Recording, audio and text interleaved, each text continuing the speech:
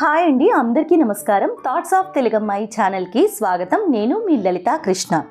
రోజు పొద్దున్నే మన ఆడవాళ్ళు హడావిడి పడేది టిఫిన్స్లోకి చట్నీల కోసమే. రోజు ఒకే చట్నీ అంటే ఇంట్లో వాళ్ళు తినరు. రోజుకో రకం చట్నీ చేయడానికి మనకి టైం ఉండదు. అందుకోసమే ఈరోజు ఈ వీడియోలో అన్ని రకాల టిఫిన్స్లోకి సరిపోయే మల్టీపర్పస్ చట్నీ పొడిని చేసి చూపిస్తానండి. ఈ చట్నీ పొడిని ఒక్కసారి చేసి పెట్టుకుంటే రోజుకో రకం చట్నీని చాలా తక్కువ టైంలో ఈజీగా చేసుకోవచ్చు. చట్నీ పొడి తయారీ విధానమే కాకుండా ఈ చట్నీ పొడితో ఈజీగా తయారు చేసుకునే 3 చట్నీలను కూడా ఈ వీడియోలో చూపిస్తాను. మరి ఇంకెందుకు ఆలస్యం, ముందుగా చట్నీ పొడి తయారీ విధానాన్ని చూసేద్దాం. దీనికోసం స్టవ్ పైన ఒక ప్యాన్ని పెట్టుకుని అందులోకి 2 కప్పుల వేరుశెనగ గుళ్ళని వేసుకోవాలి. స్టవ్ని లో ఫ్లేమ్లో పెట్టుకుని ఈ వేరుశెనగ గుళ్ళని పచ్చిదనం పోయి వేరుశెనగ గుళ్ళు చిటపటలాడేంత వరకు వేయించుకోవాలి. వీటిని కంటిన్యూస్గా కలుపుకుంటూ ఉంటే ఒకవైపు మాడిపోకుండా ఉంటాయి. చట్నీ పొడి ఎక్కువ రోజులు నిల్వ ఉండాలంటే వేరుశెనగ గుళ్ళని బాగా వేయించుకోవాలండి. ఇవి కాస్త పచ్చిపచ్చిగా ఉండిపోతే చట్నీ పొడి అనేది త్వరగా పాడైపోతుంది. ఈ వేరుశెనగ గుళ్ళు బాగా వేగిన తర్వాత స్టవ్ ఆఫ్ చేసుకుని వీటిని ఒక ప్లేట్లోకి తీసి చల్లారబెట్టుకోవాలి. ఇప్పుడు ఇదే కడాయిలో 2 టీ స్పూన్ల మినపప్పుని వేసుకోవాలి. మినపప్పు ప్లేస్లో మినప గుళ్ళను కూడా తీసుకోవచ్చు. ఈ మినపప్పుని స్టవ్ని లో ఫ్లేమ్లో పెట్టుకుని దోరగా వేయించుకోవాలి. మినపప్పు పచ్చిదనం పోయి కాస్త రంగు మారి మంచి సువాసన వచ్చేంత వరకు ఈ విధంగా వేయించుకోవాలి. పప్పు కాస్త వేగిన తర్వాత ఇందులోకి 1/2 డజన్ ఎండుమిరపకాయలని వేసుకుని వాటిని కూడా దోరగా వేయించుకోవాలి. కాస్త కారం ఎక్కువ తినేవాళ్ళు ఒక 10 మిరపకాయల వరకు వేసుకోండి. ఆ తర్వాత ఇందులోకి 1/2 కప్పు ఎండు కొబ్బరిని వేసుకోవాలి. ఈ ఎండు కొబ్బరి ప్లేస్లో బాగా ముదరగా ఉన్న పచ్చి కొబ్బరి ముక్కలైనా వేసుకోవచ్చండి. అయితే పచ్చి కొబ్బరి ముక్కల్ని వేసుకునేటట్లయితే బాగా ముదరగా ఉన్న కాయని ఎంచుకుని అదేవిధంగా ఎక్కువసేపు వేయించుకోండి. ఎండు కొబ్బరి కాస్త వేగిన తర్వాత ఇందులోకి ఒక గుప్పెడు కరివేపాకు కూడా వేసి ఆకులోని పచ్చిదనం పోయి ఆకు పెళపెళలాడేంత వరకు వేయించుకోవాలి. ఆ తర్వాత ఇందులో 1 టేబుల్ స్పూన్ జీలకర్రను కూడా వేసుకోవాలి. ఇప్పుడు స్టవ్ని లో ఫ్లేమ్లో పెట్టుకుని వీటన్నిటిని దోరగా వేయించుకోవాలి. ఇవన్నీ బాగా వేగితే చట్నీ పొడి మంచి సువాసనతోటి ఫ్లేవర్ఫుల్గా వస్తుందని గుర్తుంచుకోండి. ఇప్పుడు ఒకసారి కరివేపాకు బాగా పచ్చిదనం పోయిందో లేదో చెక్ చేసుకోవాలి. చూసారు కదా, ఆకు నలిపితే ఈ విధంగా పొడయ్యేంత వరకు మనం వేయించుకోవాల్సి ఉంటుంది. ఇప్పుడు ఇందులో ఒక 8 నుంచి 10 వెల్లుల్లి రెబ్బల్ని వేసుకోవాలి. వెల్లుల్లి రెబ్బలు పొట్టు తీసి ఈ విధంగా వేసుకోవాలి. అలాగే 1 కప్పుడు పుట్నాల పప్పును వేసుకోవాలి. వీటిని గుల్లశనగ పప్పు అని కూడా అంటుంటాం కదా. మీరు ఎంత అయితే వేరుశెనగ గుళ్ళు తీసుకున్నారో అందులో సగం క్వాంటిటీని పుట్నాల్ని వేసుకోవాలి. ఇక్కడ నేను 2 కప్పుల వేరుశెనగ గుళ్ళని తీసుకున్నాను కాబట్టి 1 కప్పు పుట్నాల్ని వేసుకుంటున్నాను. పుట్నాల్ని వేసిన తర్వాత ఎక్కువసేపు వేయించిన అవసరం లేదండి. 1-2 నిమిషాల పాటు బాగా వేయించుకుని స్టవ్ ఆఫ్ చేసి ఈ మిశ్రమాన్ని ఒక ప్లేట్లోకి తీసి చల్లారబెట్టుకోవాలి. చూశారు కదా, వీటిని పూర్తిగా చల్లారేంత వరకు పక్కన పెట్టుకుని ఇప్పుడు మిగతా ప్రాసెస్ని చూసేద్దాం. ముందుగా నేను ఇక్కడ వేరుశెనగ గుళ్ళని పొట్టు తీసి పక్కన పెట్టుకున్నానండి. మీరు కావాలనుకుంటే వేరుశెనగ గుళ్ళని పొట్టు తీయకుండా డైరెక్ట్గా అలానే వేసుకోవచ్చు. వేరుశెనగ గుళ్ళు బాగా వేగాయో లేదో తెలియాలంటే చిన్న టిప్ చెప్తానండి. వేరుశెనగ గుళ్ళ మీద పొట్టుని ఈ విధంగా చేత్తో నలిపితే ఈజీగా ఊడి వచ్చేస్తే అవి బాగా వేగినట్టు గుర్తు. ఇప్పుడు ఒక శుభ్రమైన మిక్సీ జార్ని తీసుకుని అందులోకి ముందుగా ఎండుమిరపకాయలు పుట్నాల మిశ్రమాన్ని వేసుకుందాము. ఇక్కడ నేను ఎక్కువ క్వాంటిటీలో చేస్తున్నాను కాబట్టి ముందుగా ఇవి వేసుకుని ఆ తర్వాత వేరుశెనగ గుళ్ళని యాడ్ చేసుకుంటాను. కొద్ది కొద్దిగా చేసుకునేటట్లయితే అంతా ఒకేసారి మిక్సీ కూడా పెట్టుకోవచ్చు. ఇప్పుడు ఇందులోకి ఒక ఉసిరికాయంత చింతపండుని వేసుకోవాలి. ఈ చింతపండుని ఇందులో పిక్కలు తుట్టలు ఏమీ లేకుండా శుభ్రం చేసుకుని ఇలా చిన్న చిన్న ముక్కలుగా చేసి వేసుకుంటే తొందరగా నలిగిపోతుంది. చింతపండుని ఈ దినుసులతో పాటు వేయించుకుని కూడా వేసుకోవచ్చు, లేదా ఇలా పచ్చిది కూడా వేసుకోవచ్చు.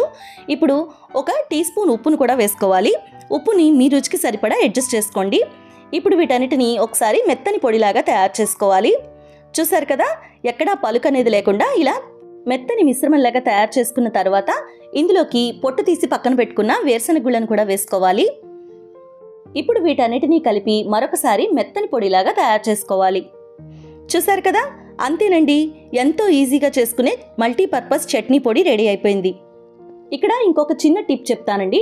మీరు తీసుకున్న వేరుశెనగ గుళ్ళలో కనుక నూనె ఎక్కువగా ఉంటే చట్నీ పొడిని మిక్సీ పెట్టేటప్పుడు ఒక్కొక్కసారి ముద్దలా అవుతుంటుంది. అలాంటప్పుడు మరి కాసిన్ని పుట్నాలను వేసి రుబ్బుకుంటే చట్నీ పొడి ఉండలు లేకుండా మెత్తగా వస్తుంది, పౌడర్ లాగా. ఇప్పుడు ఈ చట్నీ పొడిని ఉపయోగించి రోజువారీ చట్నీని ఎలా తయారు చేసుకోవాలో చూద్దాము. ముందుగా కావలసినంత చట్నీ పొడి మిశ్రమాన్ని ఒక బౌల్లోకి తీసుకోవాలి. ఇక్కడ నేను 2 టేబుల్ స్పూన్ల చట్నీ పొడిని తీసుకుంటున్నానండి. ఇందులోకి కొద్దిగా నీళ్లను పోసుకుంటూ ఉండలు లేకుండా కలుపుకోవాలి. కొంతమంది చట్నీని పల్చగా ఇష్టపడతారు, మరి కొంతమంది గట్టిగా ఇష్టపడతారు.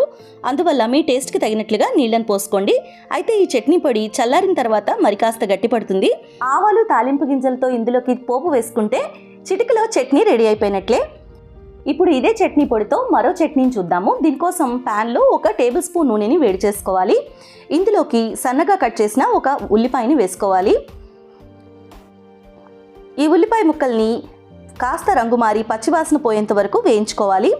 ఇవి కాస్త వేగిన తర్వాత ఇందులోకి టొమాటో అలాగే పచ్చిమిరపకాయలను కూడా వేసుకోవాలి. చూసారు కదండి, ఉల్లిపాయలు మగ్గిపోయాయి. ఇప్పుడు ఇందులోకి ఒక పెద్ద సైజు టొమాటోని ఈ విధంగా చిన్న ముక్కలుగా తరిగి వేసుకోవాలి. అలాగే ఒక పచ్చిమిరపకాయను కూడా వేసుకోవాలి. దీనిలోకి 1/2 టీ స్పూన్ ఉప్పును కూడా వేసుకోవాలి. చిటికెడు పసుపు, కాస్త కారాన్ని కూడా వేసుకోవాలి.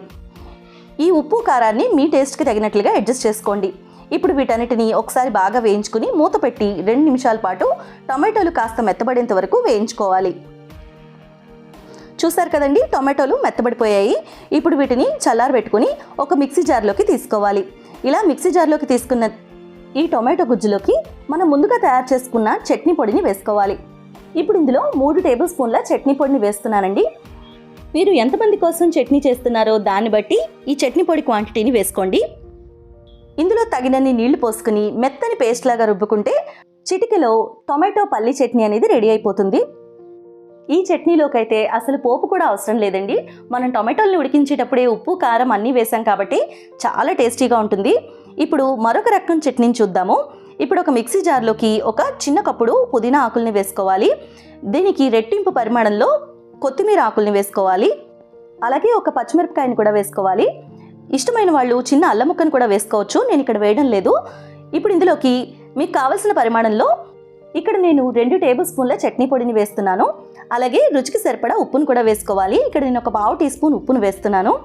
ఇప్పుడు ఇందులో తగినన్ని నీళ్లు పోసుకుని మెత్తని చట్నీలాగా రుబ్బుకుంటే పుదీనా చట్నీ రెడీ అయిపోతుంది.